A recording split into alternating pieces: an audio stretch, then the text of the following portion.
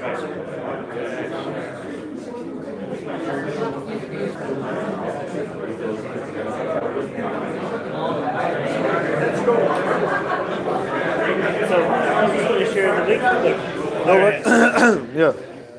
You tell me when the link's up again.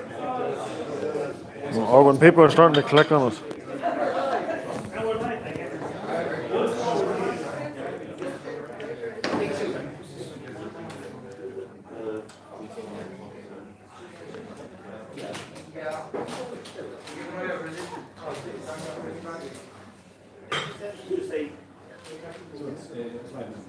It's live now, and people are already joining it.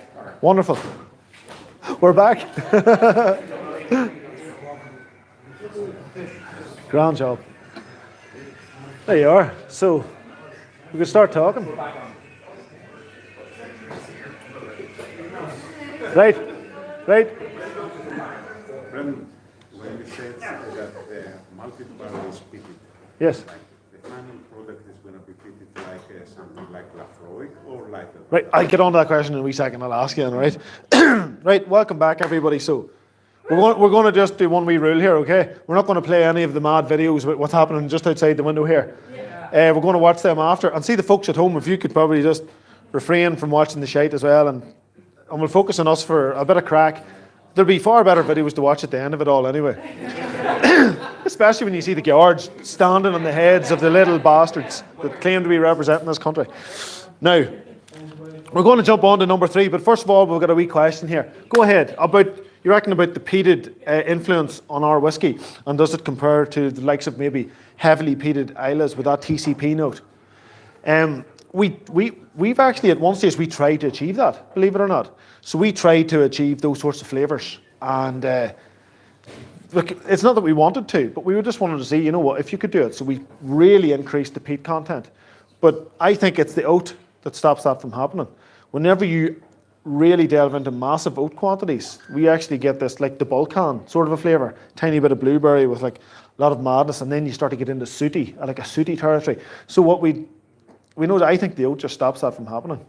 So whenever we really peat our own stuff, no, we don't get that Isla TCP kind of note that you would get, you know. But yeah, hopefully that answers the question. Great stuff. So we're going to jump on to number 3 here, folks, okay?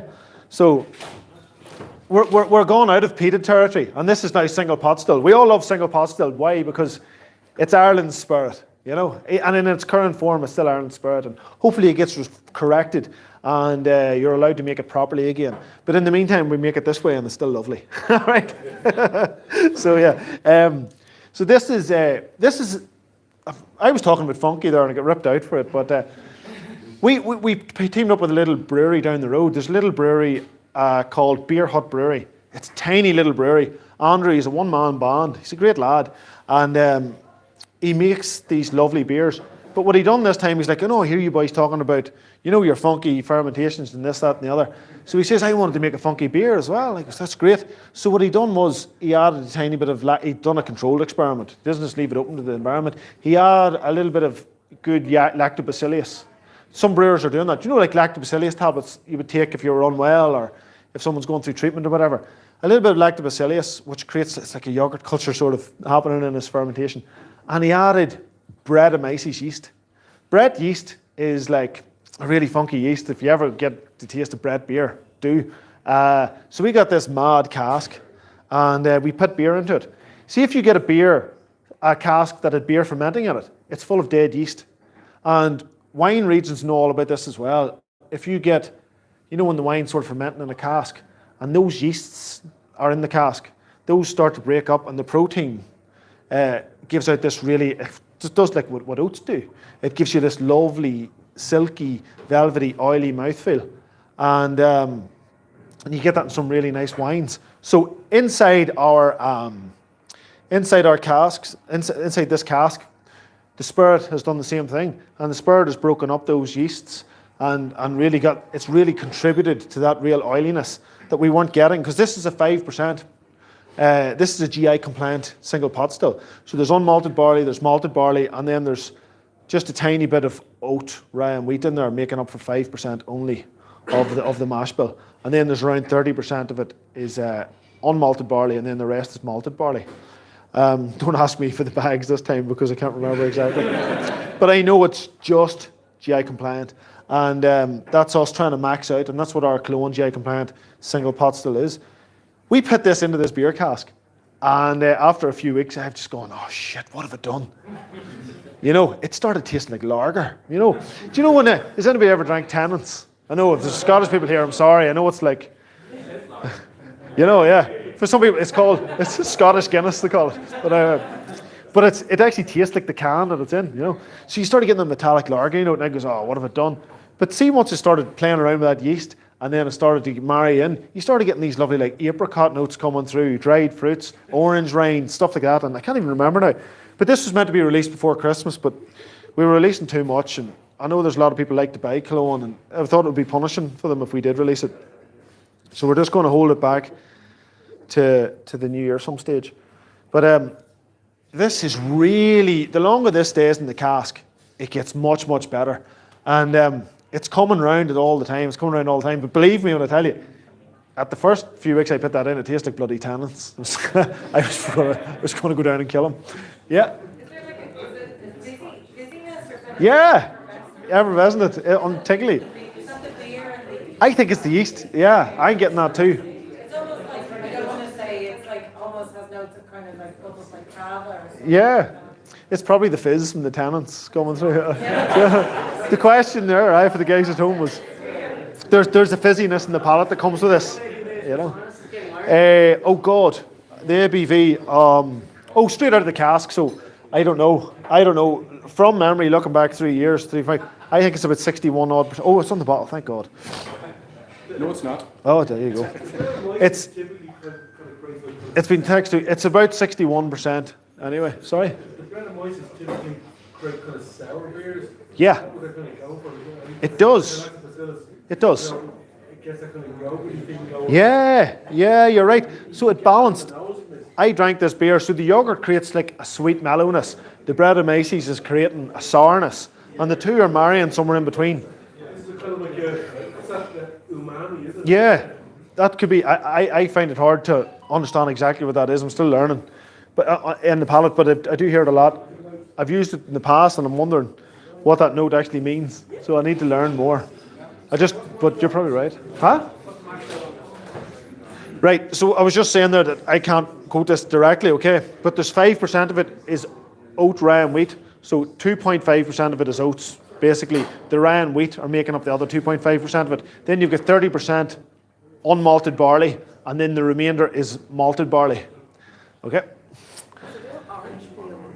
Orange, yes, massively, massively. And fresh orange peel and lemon zest. It's not like a cooked marmalade, which you get normally in a Killowen. It doesn't have the nose of a whiskey. It has the nose of a beer. You know, it's Yeah. Yeah. No, it's true. If any of the guys at home want to stick in some mad taste notes about this, do let us know. We're all ears.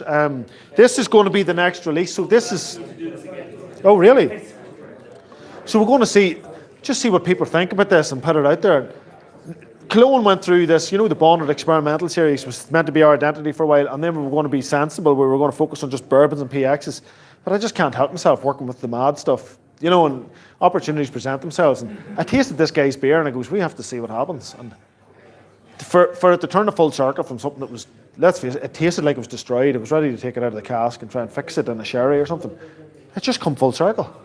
And I think it's because we were out in South Africa and we were spending days with, the guys who run the wineries, and they were explaining that concept about, how to break down the proteases and the flavour of compounds in the mouthfeels and that it has. And I think that happens with spirit, except it just happens much faster because spirit's much more solvent, of course.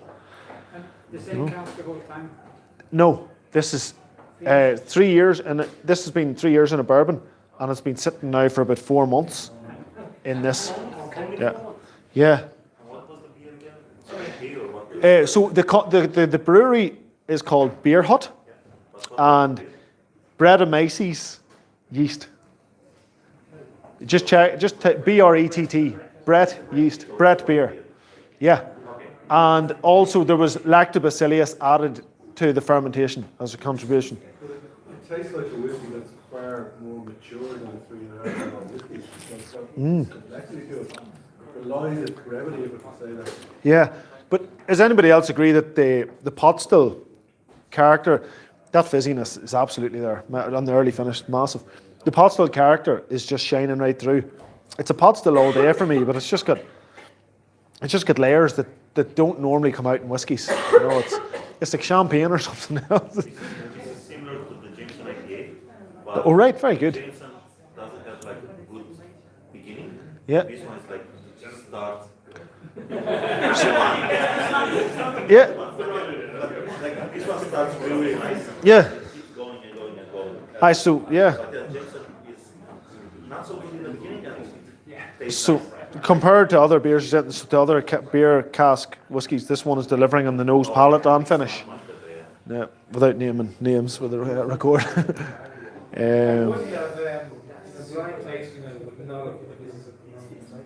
A Killowen. Is the DNA sort of removed now? Yeah. It's you nearly leave it for longer to see what happens, but we'll see what it's like in the new year. We'll probably get a couple of frosty nights, and you know, up in the mountain where this cask is, this will probably get a bit of action. You know, see what happens. You know.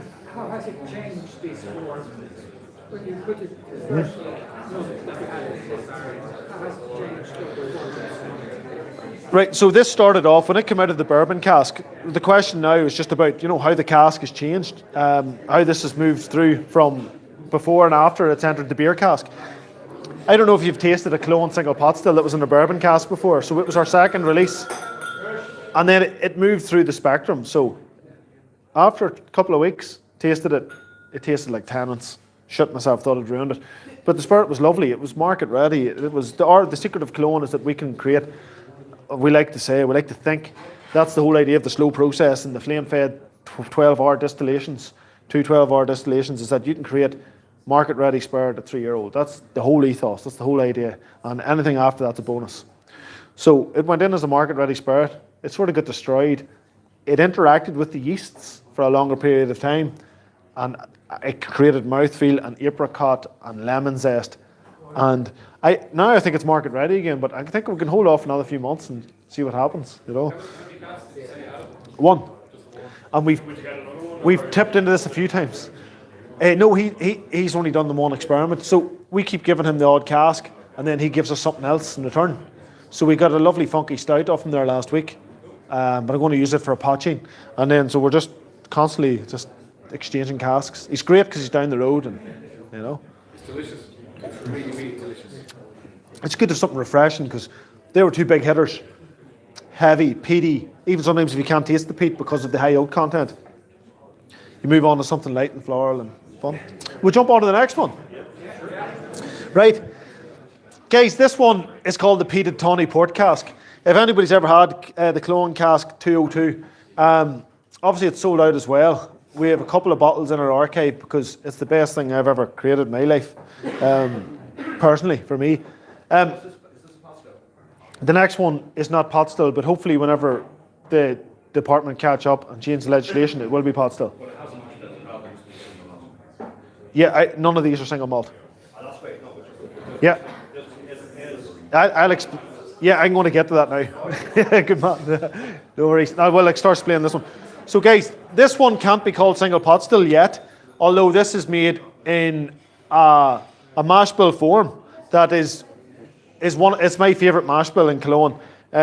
This was established back in the days when I was making potching making as well. So we'll just do it in descent order. 14 bags again, okay? 7 bags, 50%, is peated, malted barley, okay? And then 3 bags of unmalted barley, 2 bags of oats, 1 bag of rye, 1 bag of wheat. Okay, so half of it is peated smoked, okay?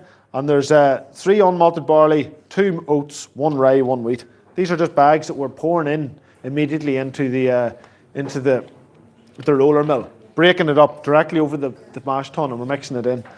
So It was smoked in your contraction shed, kind of smoke. these were the oats were smoked in it. Yeah. But we acknowledge this as well. This barley in this one was bought in from south-east Scotland, a smokery in south-east Scotland. So this was imported barley. The last one that you had, the vast majority of the grain was grown in Ireland, the rye was grown in Ireland and everything. There's nothing wrong with importing something from a very close neighbour that speaks the same language as us in a different dialect. Globalisation, I think. People who think that only grain should be bought in Ireland for Irish whiskey is insane. So, What's the ABV on this? yeah. So the ABV in this one, guys, is this one here is it's 56.05%, right? So we're going to talk about, this is cask strength. So we have this lovely port cask, a really fresh port cask coming from Northern Douro, and we got it from Darren Ewa, the Irish cooperage. We have great contacts, and that's wonderful there. If anybody ever wants to work with barrels, she's brilliant. So I had it up in the top of the warehouse because the only place we could pit it was the big cask. So I climbed up and I cracked open the top of the cask, put it into half of a bottle and looked at it. And I says, my God, I've racked this. I've racked it. It's the colour of Ribena. I've ruined it. If you look at that, you would say, I'm not even going to try it. It's overpowered. It's Ribena. I'll not bother with it. And my eye started to water up because this was 2 casks I had, 220 litres. I've added it together and I put it, whatever was left of it, into the 227 litre cask. So after, the 3 years Angel Share, and we had only, what did we have at this stage? 4 casks left with my favourite mash bill. 2 went into this, 1 went to Irish Whiskey Auctions, and now we've got 1 left. So this stuff, we need to make more of it soon because I love it. But I went down to the warehouse and I went down to the distillery and I says, for fuck's sake, it was 7 o'clock in the evening and I just downed it. The whole thing. There's a wee bit of a sort of a, you fucking self-harm type thing. It's like, you absolute gobshite, you've just ruined it. Why did you not taste this? And because the cask was just so, we emptied the cask out. We did empty it out, but I didn't wash it. I always wash a cask first. But people think the same, but I didn't. I just emptied it and threw it into it. I thought it'd be fine. But it just, the DNA shone through, that Killowen DNA of the peated pot still. If anybody's tasted any of our peated pot still, that DNA still shone through. I don't know if it was such a heavy, oily distillate. I don't know if there's much other distillates in the country that could actually stand up to a cask that wet and that influential and still shine through. For me, I could blind taste a heap of whiskies, maybe about 20 in a row, and I could say any day, that's the Killowen right there. For me personally, and I hope the consumer can say as well, that's definitely a Killowen. And the pot still spice is coming through and the DNA is coming through. So If you got another one next time, would you wash it over to... no. The colour's class. Look at that. Yeah, why not? Why is it that, considering how much repeat that doesn't taste like we would think of, like Yeah. Scotch? You're right. Again, is it the oat? I really think oats just transform whiskey. They think they transform everything. And they make bad notes take a back seat and that as well. So People are saying it's not overly peated. There's chocolate on the nose and fantastic. there is chocolate. I find there's milk chocolate and white chocolate sort of there, I find there's 2 chocolates in the nose. Which is, like a refined sort of a chocolate. I know it's not the chef's favourite, but it's there. Like really good cigar smoke. Like really good cigar smoke. Cigar smoke, cigar leaf. Cigar leaf's like a running theme in Killowen Spirit, and that's definitely there. Remember, there's a bit of our own smoked oats in there too.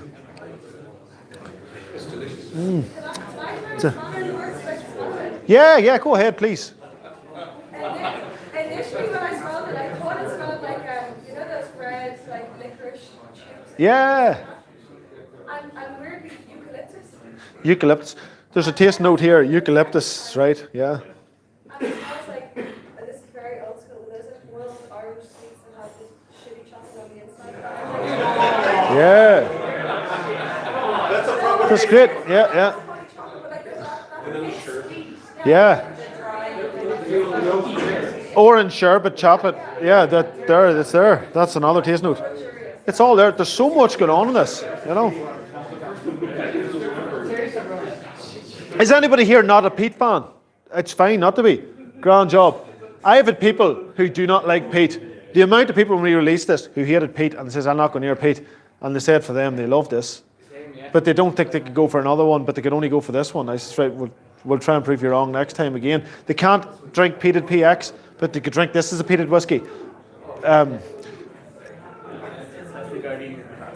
Oh, was it? Good old guards. Smash them. You need a hand. Give me half an hour. But yeah, this is I come from an architectural background as well. So I was an architect in Sydney and in Ireland. So I spent, as soon as I got chartered, I ended up having to immigrate because everybody immigrated back then. And so I spent 3 years working in Sydney, and it was like a playground. There was big budgets. It was wonderful, you know, and you could really work with people who give a shit about making good spaces, and you created some lovely buildings. And then I came back. I was working in Uri, a little bit less romantic, but we got to design, you know, care homes for the HSE down Limerick and here, and Tusla centres and stuff, and all that. But it still created some lovely buildings.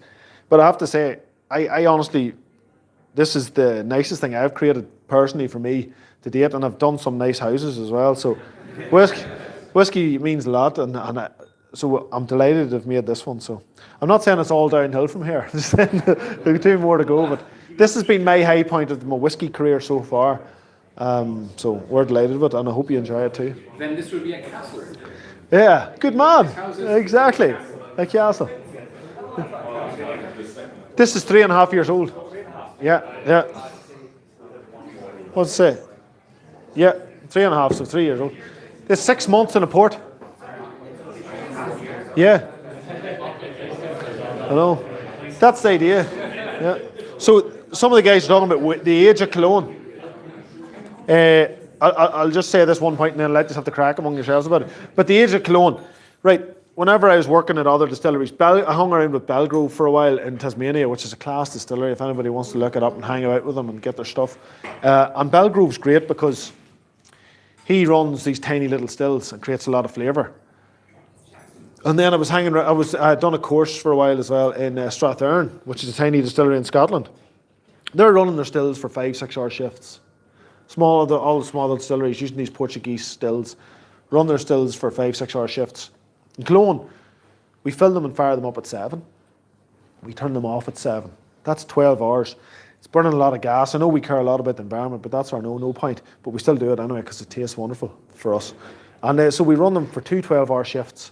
That's a lot of time in the still. That's a lot of time interacting with the copper. I leaned against my still the other day when I was filling it up from the back of it, and it moved right in. And I thought it dented it. Thank God it popped out again.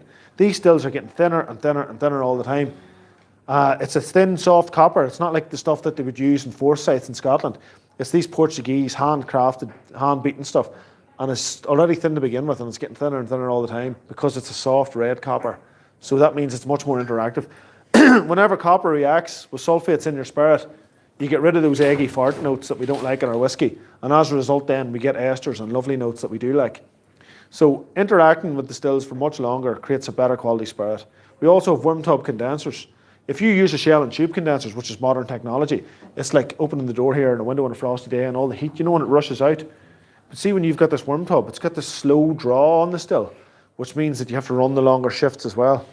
And plus, see, whenever that happens, some people call it grains in. We don't even just bother talking about that. We just put the stuff in, and the yeast, the flour, and the proteins, anything, and the sugars that don't ferment, sink to the bottom of the still, and the cake in the base. And we know that the cake in the base because every day we get in the hose sometimes and we have to scrape off big hardened flakes of cooked gunk stuck to the base of the still. That creates a lovely flavour as well. So see these extra long periods in the still, and see these extra long fermentations. Shane and Liam, my business partners who own Two Stacks, they were like, what the fuck, you know, the lack of efficiency was driving them mad because they're accountants. But being a bloody artist, I'm doing things my way and it's slow. But definitely, if we were to speed things up and do it like everybody else, I think spirit would taste half as good, you know. So the idea is you don't need 12 years in the cask. It should just be all right for us as new make, or as 3 years. It's an arrogant thought, but that's the aim. That's the centre of gravity from setting up the distillery. The first point of our Killowen doctrine was reintroduce Irish whiskies of old with a modern twist. So look at broader mash bills. We should be acknowledging the oat. We should be acknowledging broad mash bills. Thanks to the research of Fanon and others, Brian and other people, Jack, all these wonderful people. And then the other big part of our ethos was make it slow, make it ready to drink at a young age. That's how we compete. Compete in quality. Never, ever try to achieve quantity. And that's the other bit of the ethos. And we've got it written down, and everybody signed it, along with a lot of other bits of madness. It's called the Killowen Doctrine. I should actually publish it for a bit of crack. But those are the real bits of ethos. The other things are mad leftist ideologies. But what? That's how you start a real cult. Exactly. We'll not go there. So we will not talk about the cult. Holding back casks, like, what, 5 years, 6 years now? We tried to hold back cask. We tried to hold back some of this, but we just got tortured by. And then, like, you know, we had to do something special for Irish whiskey auctions, and we had to do something special for this and that, and then we just got rid of it all. So right now we've got one cask, but I even think it's earmarked for somebody as well. So we're just maybe we'll distill more of it and lay it down, you know. But now we've got the new still on. We can produce using the same ethos. We can produce a bit more, you know. And they're using the tiny one, the one with the plates. The tiny one is used primarily for the 100% wild fermentations, the complete and utter funk. You know, so it's, you wouldn't drink the wash, but it creates a lovely pear sort of a flavour. It's class now. We've really perfected it. It took us a few months to get it right. First of all, we're talking about distilling with plates here. We have a hybrid still with plates in it. Yeah, so it's 100 litre. But whenever you distill grains in distillation with plates, all those bits of flour and unfermented sugars or whatever, they get caught in your plates and get caked up, and you get this huge note of vomit. And you can never get rid of it. You can distill it all you want, just clean the floor with it. So obviously you can't do that, so HMRC will come after you, so we didn't do that. So what we do is you take the plates out of it and you distill it as a wash still, and then you put the low wines back into it with the columns, and then with the plates back into it, you put the low wines in, and then you distill it with plates, and then you get this high proof grain whiskey spirit that we use. And we produce that in very small quantities. So it's it is a pain in the ass, but it's all about, it's just all about, I tasted it today and I was really proud of it. It was great fun, you know. We've got it in a stout cask. The other day, I didn't realise the degradation of copper would have been that fast, but how much longer will it last then? I haven't a clue. Is it just until a point that Yeah. blows a hole? Yeah, I'd just be worried, you know, if we were putting a high proof spirit in it for making gin, that something would happen. So that's my main concern. So if we do that, I get everybody out of the building. And I light it and run. And then I wait for noises like that tonight. It's all right, everybody come back in, you know. That's it. Yeah.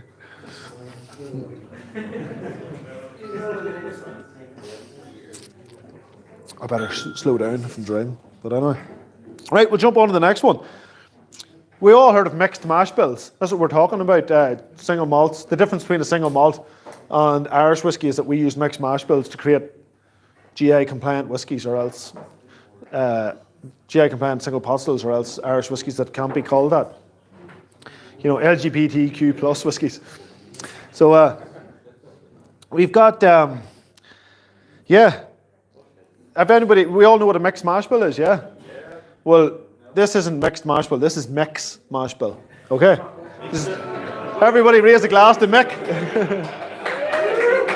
So, on this bottle, it actually says mix mash bill. And he had his own unique one. And I says, Mick, you might get your own unique cask, but that's not fair. So what we did was, we had a unique casks with two. With Liam, Shane and I needed a founder's cask. So we created this lovely spirit. And then Mick got a cask and we did too. But Mick's is the only one that's ever going to be going to market. And it's gorgeous stuff. So we called this Northern Lights. I'm going to let Mick actually, do you want to do a wee bit of a chat about it? But what we did is we increased the oat content here. Now it is peated as well. The peat is sort of taking a back seat, but it's definitely there. And we put it in a PX sherry cask. I think it turned out wonderful. So... Brendan, is there a leaflet around that you might pass it around? Yeah, is there a leaflet? Yeah, I don't know where. Oh, there it is there. Why is it such a light color compared to other? Like it's PXs? yeah, for me it's kind of not. For me, it's coming across pretty dark, to be honest. Yeah. Yeah. This is Northern Lights. That is it. Yeah, yeah. So guys, Mick's mash bill was also called Northern Lights because Mick is a huge fan of a now deceased football club. I don't know if you've ever heard of them, Aberdeen. It's gone. But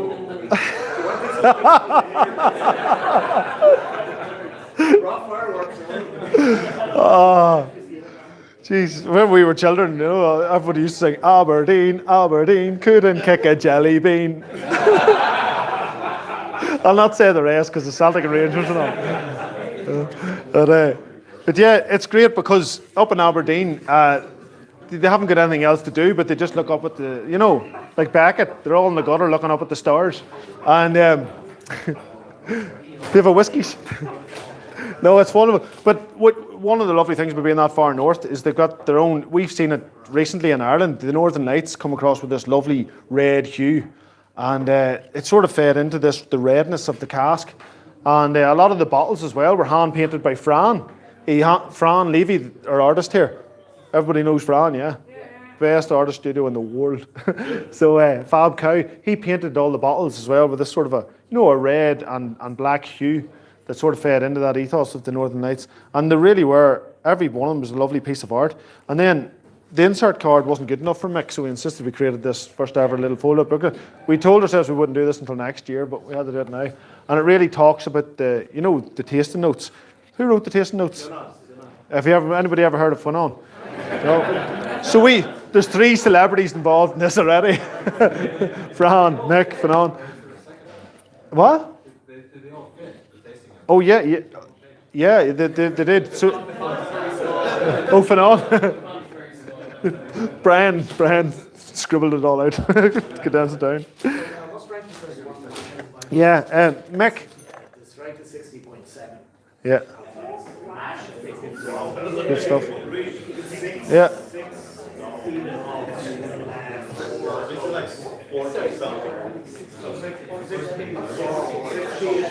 Four oaks. Yeah, do you want me to do it? Yeah, 6 peated up, 4 oats. 2 unmalted barley, and then 1 malted Maris Otter barley. So Maris Otter is a heritage style single malted bag of malt that comes from southwest England. We focus on this, we wanted to tie up in it because if anybody's ever chewed a mouthful of Maris Otter malt, it tastes like a really fine Italian pizza dough. That's the only thing I can explain. It just really gets into your gums, you know. If anybody's having a real Italian pizzas, are fucking lovely. That's what Maris Otter tastes like. It's got a lovely note to it. And it comes through it. It adds a little bit of like a menthol as well into the spirit. I just think it's wonderful. It's too expensive, so we don't use it anymore. But we will start again when we get the cash flow right. But of course, there's open top fermentation, outdoor fermentation, wild fermentation. So we fill the stills to 40%, which is sort of a standard for Killowen, 40-50%. And the spirit still then was filled to 30%. So these things, the more you fill a still, the less interaction there is with the copper. Remember that reflux? It's called reflux. That's the interaction with copper. That's when you get rid of your sulfates and bad notes. So all of those, the more of a void in your still, the better. And so these were quite low filled stills, this is the standard, and increased the oat content. And again, you're talking about the no alcohol, tastes much lower. Oats takes away the alcohol burn because oats is oil, oats is viscosity on the palate. This is an absolute delight. I'm absolutely delighted that we've done this for Mick and he twisted our arm to do it. It definitely tastes better than the one Liam, Shane and I have, which is a 500 litre Oloroso between us. I think it's another while off yet, but this is powerful. This one is the second favorite. Yeah, I suppose it's hard to pick, but yeah. Well, then just one thing, Yeah, no, everybody. Mick, yeah. just with the age and what you were saying earlier, that was ready to bottle at 2 years, I'd say. Yeah, it was. It was just a waiting game. No. Because like people ask me, oh, you wanted to get out in 3 years. No, I wouldn't happily left that 7 or 8 years. I had no reason to release it. Yeah. But honestly, it was kind of like, It's great. minus 3 years. It's class. There you go. People are saying it's I'm very, loving it. like, they wouldn't suspect how strong it is from how nice it is. And we've also got a comment saying, Fran for president. Yeah. Brilliant. You're doing it, that's why. Dan, not Fran. So here, we're just on a little note on wood. We're just going to chat a bit about wood because I know we're always about mash bills, but wood is important. I know Killowen and a lot of the industry are starting to look towards mash bills again, which is great. But let's chat about wood for a second. Two main types of wood: Quercus rubra, Quercus alba. Quercus alba is the American wood, which has got much bigger sort of gaps in between the grains, and those are laden with spice compounds, sap, vanilla. So you're getting vanilla out of the American wood. When you play with the European wood from like Limousine Forest and places like that, or even the Irish wood that we've played around with, you get massive clove and white pepper and cinnamon, which is extremely overpowering. Jack and I were speaking earlier about Irish wood, and you usually put spirit in for a little while first and take it out again to take the sting out of the wood, otherwise it becomes too overpowering. See, when you have a sherry cask, the wonderful thing about sherry inside the European wood is that PX sherry is so thick and viscous and sweet that it balances perfectly with the dryness that's coming out of the wood. So the PX, it just works well. So if anybody's getting clove in here, it's not coming from the pot still spice. The clove's actually coming from the wood. Well, the heavy clove is coming from the European wood, and that's just balanced very well then with the sweetness of the PX sherry, which tastes like Christmas cake, Christmas pudding. And the two of them, the sugars are just balancing off well. But a lot of spirits would get lost. This is a full-term aging. This is not a finishing. This is a full-term aging in the PX cask. If you put in a triple distilled light Irish distillate traditional style, it might get lost. It probably would get lost. But when you've got a big, bold, heavy spirit, it can stand up against that. And the two of them just balance perfectly. I think if we left this in any longer, it might just become, I just think it worked. It was the perfect time to take it out because the spirit is balanced 50-50 with the cask influence, you know. Does that mean you get more uses out of the European cask? Yeah. Yeah.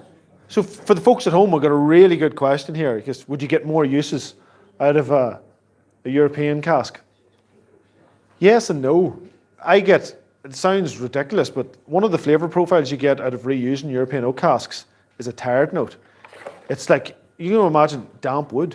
You get a flavour of, if you go into an old house that's damp and there's a lot of wood in it, you start to get that flavour come through, which is kind of gorgeous in a way, in a whiskey sometimes if you want.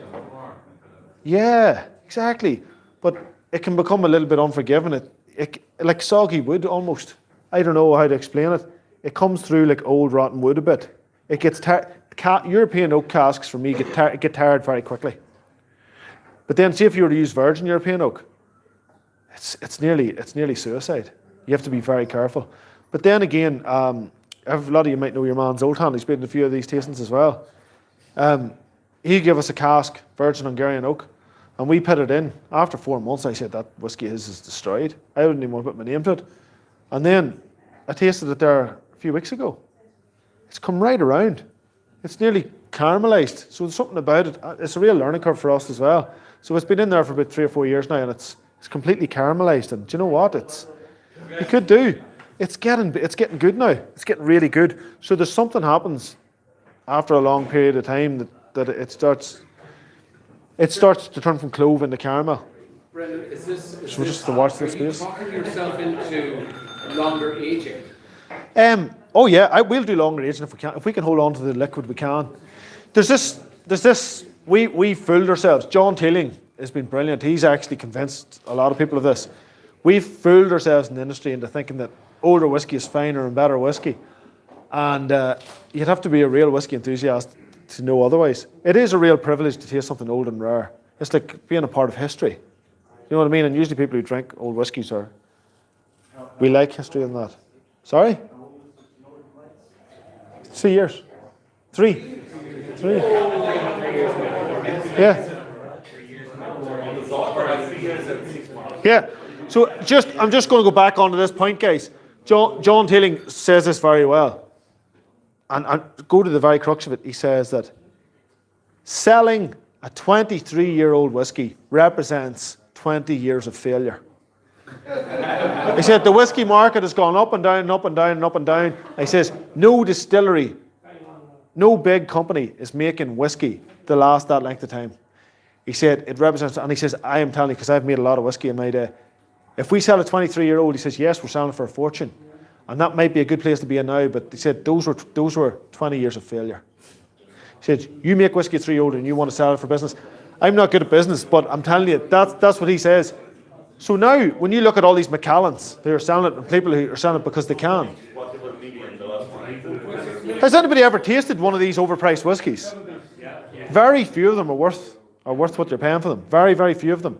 You know, I've tasted some, 20-something-year-old Cooley, and it's lovely because it turns into a completely different beast that you don't get in younger Cooley, and it's beautiful. But at the end of the day, the prices that are being asked for these whiskies, I don't think it's worth it personally. Especially maybe because I haven't got the disposable cash. Maybe I'd think differently if it did. But I'm just wondering, What G&D is making, like, what can you make for 7-year-old? G&D 7-year-old pot still. It's fucking class. Sorry, cursing. Is it not the case that what people think they're paying for is a rarity? So when Could be, yeah. When you're buying an older whiskey, Yeah, the stock of that event in the world is so low. yeah, Which is why, when we invest in casks here in the society, Yeah. it's a great idea because, we might buy one cask and there might be maybe 2 or 250 bottles. yeah. And for me, as a member, I'm investing in something which I'm going to be one of 0.001% of human True. that's going to actually get to taste this whiskey.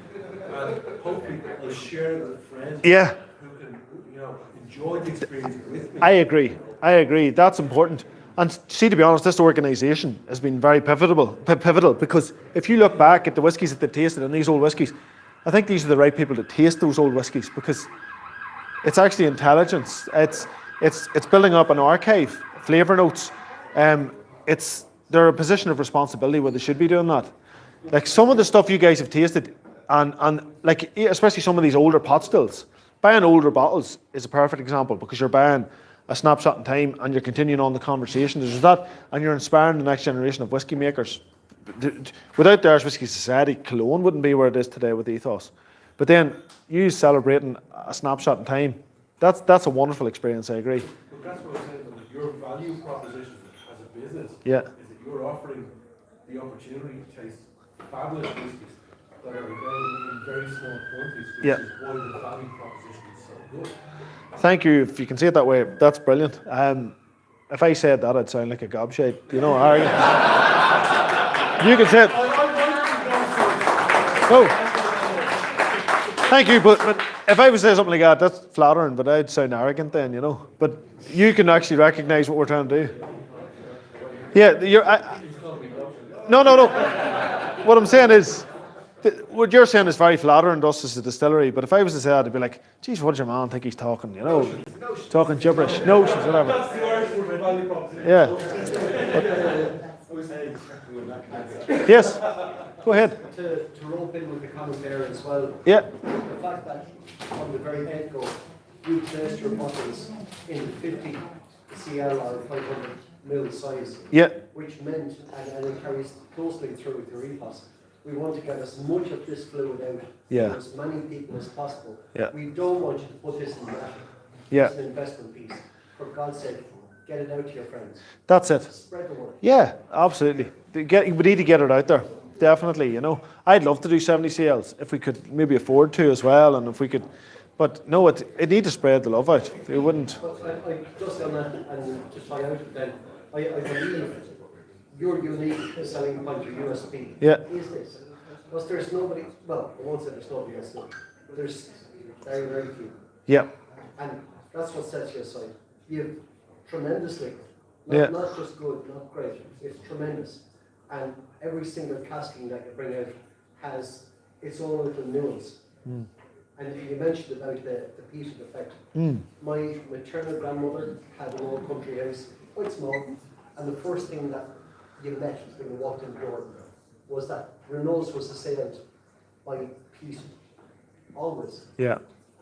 But it's nothing like that you'd get in a Lagavulin. Yeah. Nothing like that. Yeah.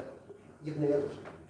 Nailed it. All these little memories are in a glass. Mm-hmm. Thank you very much. It's nice to hear that.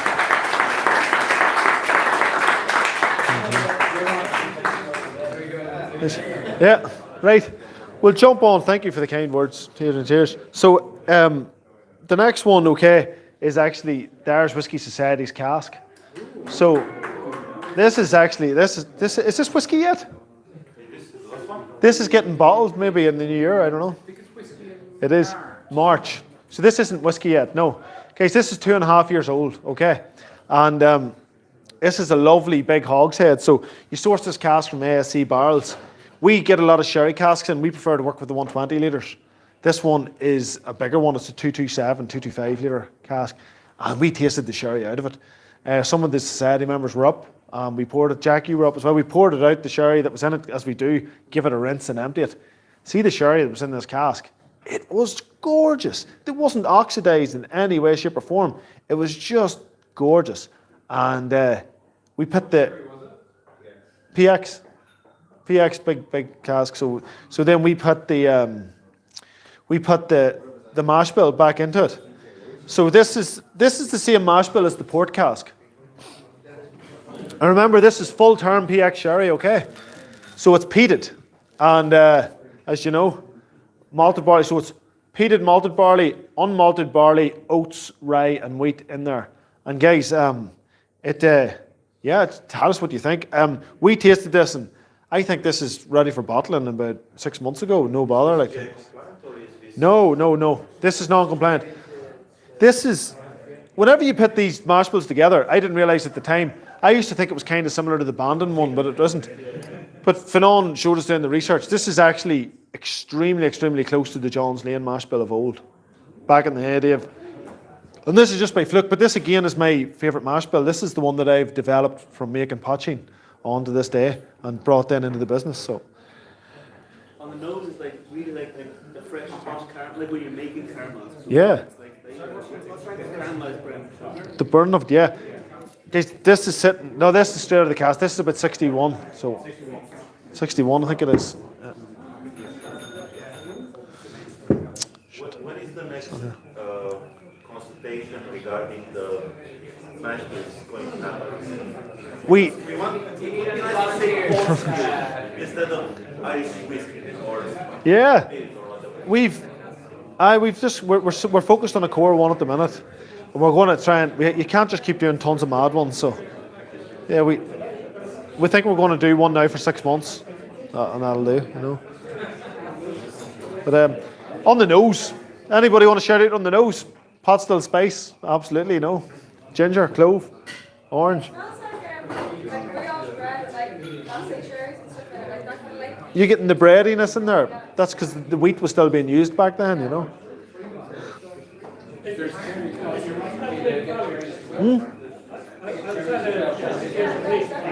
I tasted the peat from sherry. And all the peat. But here, it's the peat, the sherry comes from. Come on. Jack's saying about the balance. Yeah, sometimes PX sherry can either overpower or else peat can overpower. I think, guys, we have to remember what we have here in Ireland. And we're always comparing ourselves to Scotch, which is fine because they've ran the show for a good while. And we ran the show before them. And it's all the same whiskey culture. But basically, if you look at Scotch whiskey and Irish whiskey, both of them are a million times better than bourbon. But not a million. Okay, oh, great. Well, thank God I'm not selling them. But hey, this is the final whiskey for the night. Does this for anybody taste maybe that it shouldn't be whiskey yet? Do you know what I mean? For me, this comes across very aged. As pot still producers in Ireland, we're so lucky because single malt is a fabrication of the last century. When anybody wants to look into distillation history in Scotland and look at the old mash bills they were using, the Scotch weren't making single malt. The Scotch were making mixed mash bill whiskey as well. It's a lovely marketing ploy. It sounds great, you know, but why anybody would make single malt whiskey and why, if it wasn't just for marketing reasons, it works perfectly, but by God, it is boring.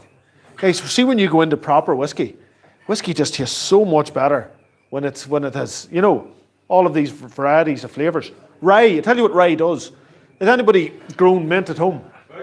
See when you take the leaf off mint and you get your mint stalk, you get like a mentholy note. That's what happens when you distill rye. You get a bit of that, which is great. Wheat gives you bread.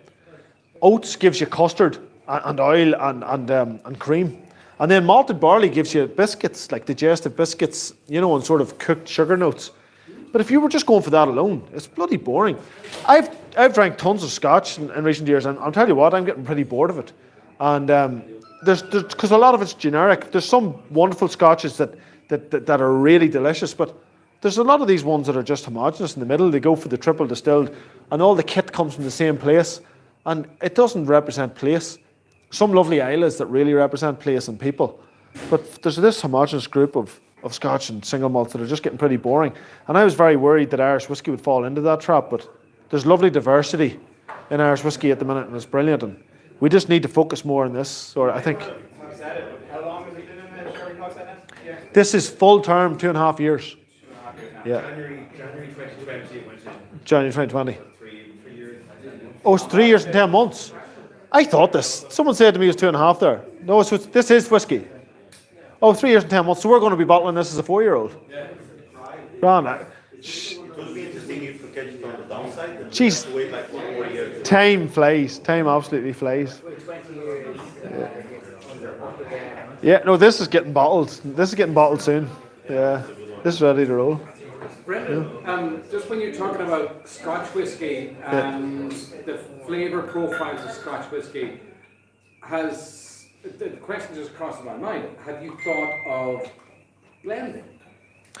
Blending's great. First of all, Blending your own. with I do it, no problem. Yeah, let's talk. When I was talking about Scotch, I'm in no way referring to it as this homogenous thing, because there's diversity right across the spectrum.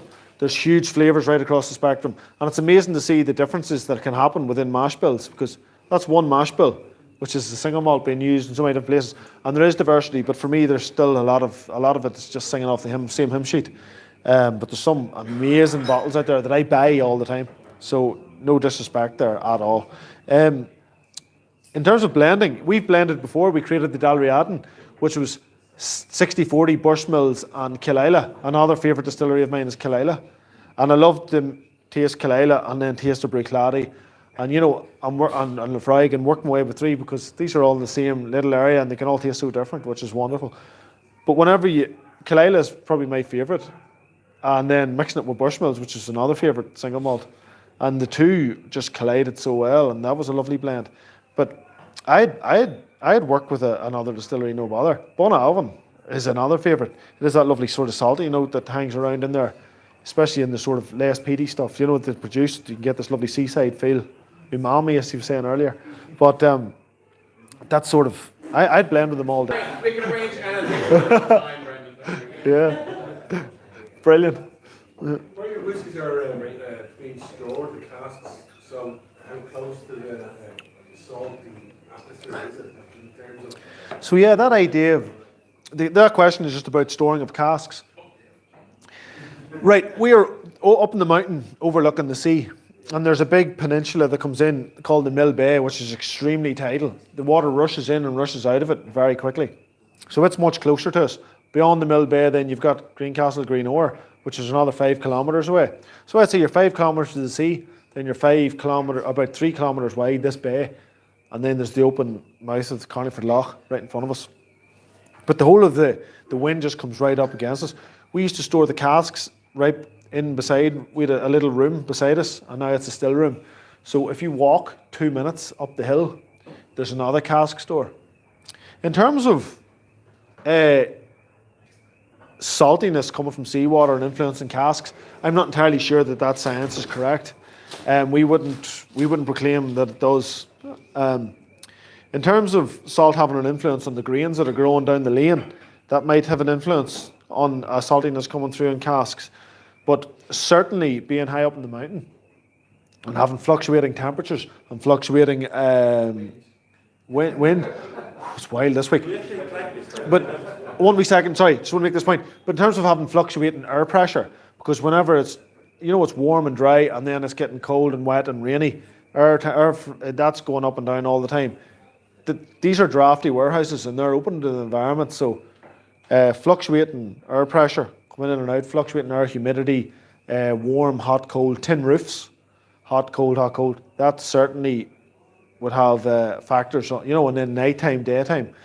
like especially in between seasons, you're going hot to cold very quickly. So I think that certainly would have an influence on the wood contracting and expanding. Would you say that's better than having a climatized, controlled environment? Yeah, why would somebody want to control the environment? It's beyond me. It baffles me. Baffles me, you know. Really does, you know. So if you control the environment, the angels wouldn't thank you, would they? No, that's it. Well, maybe that's true. If you control the environment, the angels, yeah, you've less losses. Less losses, yeah, fair enough. That's why. Yeah, but people. You said it was ready, well, you mentioned it would have been ready about 6 months ago. I would still have lasted 3 years, 10 months. No, I was wrong. It actually, some my years away. You were thinking it was ready 6 months ago in terms of... This stuff was ready. This stuff was ready a long time ago. So when, and this is the question for you, is mainly from, I suppose, the IWS, when do you think that it will be bottled? I can't, that would be an ecumenical matter. I can't say. I'm glad you asked that question. Yeah. Do you want to hold this? All right, thanks. So the question was, thanks, Brandon. Don't go too far. Don't go. Get your point. Go on. Exactly. So the question was, because what we just tasted was the IWS peated pot still sherry hogshead finished whiskey, and so when I started at the beginning of the year, I really wanted to have Killowen, like I said, Killowen to have the to do the president's tasting, and I asked the cast committee, do we have Killowen juice that's ready to bottle? And they said, well, this one, not yet, but next March would be 4 years old. So if the consensus this evening was, nah, I don't know, Brendan, I don't think, we would have left it longer in the cask. But if, given that the popular consensus this evening, I'm hoping that we will bottle this next year. Yeah, maybe raise hands. I think we need to consider an alternative, which is an even more fabulous whiskey in a year's time. Or maybe, you know. Yeah, maybe two years next week or next year. It's fantastic the way it is. It's absolutely fabulous. It's the best one of all the ones we tasted. But I wouldn't jump the gun without really thinking about it. And maybe it's ready. I'm not saying it's not. But we shouldn't put the full air now and jump the gun. Thanks for your input, Uwe. Let's do that.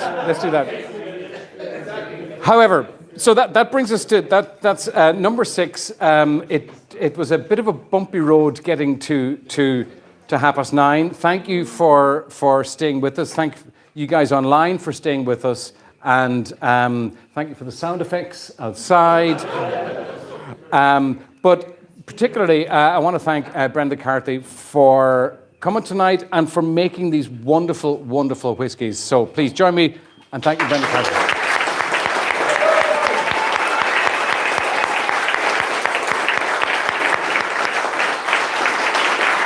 So I have just a small present for Brendan. This is our some branded coasters. Oh, lovely. And on the off chance that you don't have any branded Irish Whiskey Society glasses, here's a box of glasses as well. Yeah, absolutely. There you go. And a round of applause for our president. Thank you very much. All right, we'll cut the stream and leave it there, and we'll enjoy the rest of the evening just sipping what we've left. All right, very much. We have the packs that we have. Oh yes, we do have. There's a few folks who couldn't make it here tonight because of the riots. Yeah. Yes. So we might give them the first dibs on the packs because they've already paid for the And if there are any packs left over, we will let you guys know, and we will sell those off. Sorry, another question.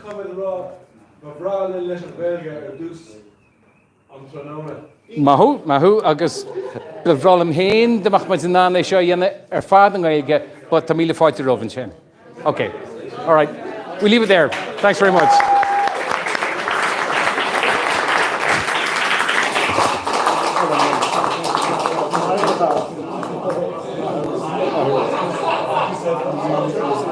And